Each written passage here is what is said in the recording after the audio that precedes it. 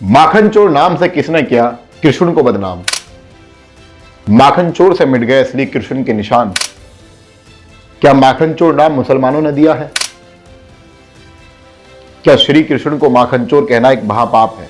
आपको पता है कि भगवान कृष्ण ने ना ही तो कभी माखन चुराया, ना ही कभी किसी गोपी को निर्वस्त्र देखने का भाव अपने भीतर रखा।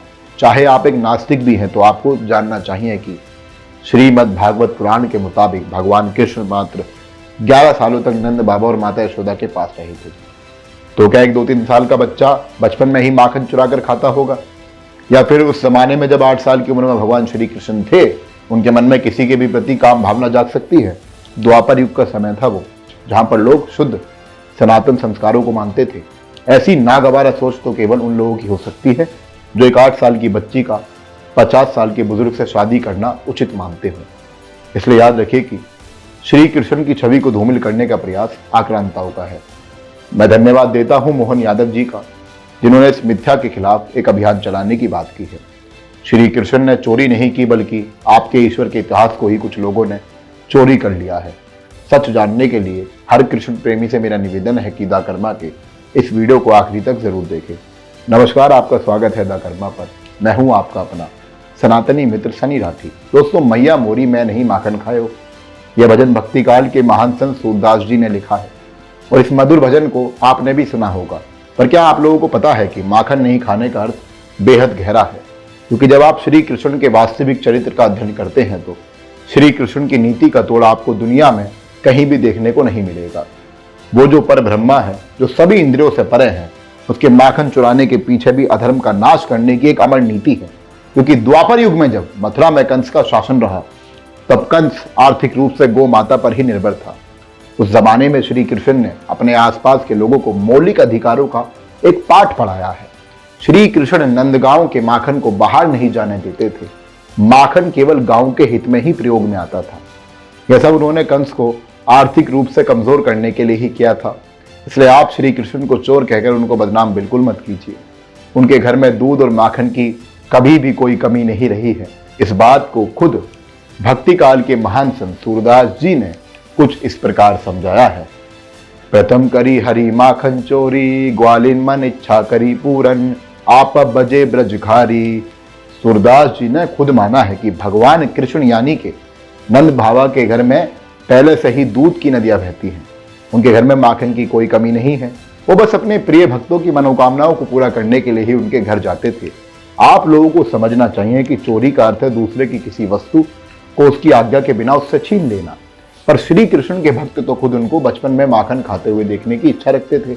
इसलिए श्री कृष्ण माखन चोर नहीं, बल्कि अपने चाहने वालों के सबसे बड़े हितैषी है। हाँ, लेकिन एक बात हम कह सकते हैं कि श्री कृष्ण एक रूप में आप उनको चोर की दृष्टि से देख सकते हैं कि वो सबके हृदय यानी कि दिल को चुरा लेते हैं। हम सबके प्रिय हैं।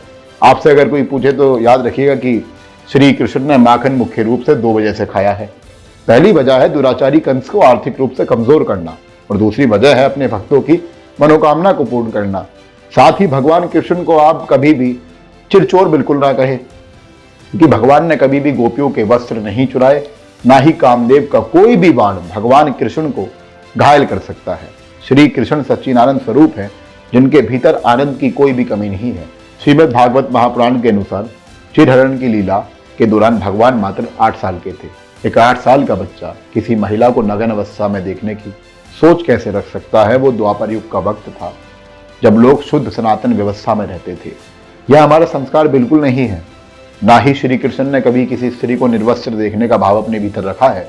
वो एक 8 साल के बच्चे थे। वो बस एक लीला थी, एक खेल था उस परमपिता श्री कृष्ण का, जिसको आज पूरी दुनिया पूछती है, जिनसे पूरी दुनिया प्रेम करती है। जो लोग श्री कृष्ण की इन लीलाओं के नाम पर अपराध कर रहे हैं, उनको एक बात समझनी होगी कि श्री कृष्ण ने अपना जीवन किसी ऐसी रूप में प्रवचन देकर नहीं बिताया था। बचपन से ही दुखों का पहाड़ अगर किसी ने झेला था तो वो खुद हमारे और आपके सबके आदर्श भगवान श्री कृष्ण हैं। जो लोग उनको भगवान मानते हैं, उन लोगों को जानकारी भी है कि योगेश्वर श्री कृष्ण के मुख में ही समस्त संसार है। पर सोचे कि अगर श्री कृष्ण ने कभी चोरी नहीं की तो कई संतों ने ऐसे भजन क्यों बनाए जिनमें वो उनको एक चोर कहते हैं? मैं आपको बता देता हूं कि यह आक्रांता और मुगलों के काल का प्रभाव है। जब सूरदास जी जैसे महान भक्त कृष्ण भक्ति का प्रचार करते थे तो उस दौरान भारत पर मुस्लिम सुल्तानों का राज हुआ करता था। इसलिए हमारे महान भक्ति योग पर चलने वाले संतों ने गीतों को बनाया जिसमें एक भक्त की भावना को श्री कृष्ण की आराधना में रूपांतरित कर दिया गया। क्योंकि जब लोग प्रेम में भक्ति में नाचते हैं गाते हैं तो उनको कृष्ण लीलाओं को हंसते खेलते अनुभव करने का अवसर भी मिलता है। वैसे भी श्री कृष्ण ही भक्ति योग के दाता है, उनको केवल प्रेम से जीता जा सकता है। इसलिए आप श्री कृष्ण को पाना चाहते हैं तो उन लोगों को समर्थन बिल्कुल ना दें जो कहते हैं कि चोरी तो श्री कृष्ण ने भी की थी। दोस्तों, मैंने इस वीडियो में श्री कृष्ण को बदनाम करने वाले प्लान का खुलासा करने का भरपूर प्रयास किया है। अगर आपको मेरी बात 1% भी सही लगती है तो हमें कमेंट करके ज़रूर बताएं, क्योंकि आपके समर्थन से हमें साहस मिलता है एक और नया वीडियो बनाने का। दोस्तों, आप जो देख रहे हैं ये सब सामने से सरल लगता होगा, पर इसके पीछे पूरी एक टीम काम करती है और टीम का उद्देश्य केवल सनातन के वास्तविक ज्ञान को पुनर्जीवित करना है। इसलिए वीडियो को आगे ज़रूर शेयर करें और साथ ही ऐसे ही वीडियो देखने के लिए हमारे चैनल को भी सब्सक्राइब कर लीजिए। धन्यवाद। जय श्री कृष्णा।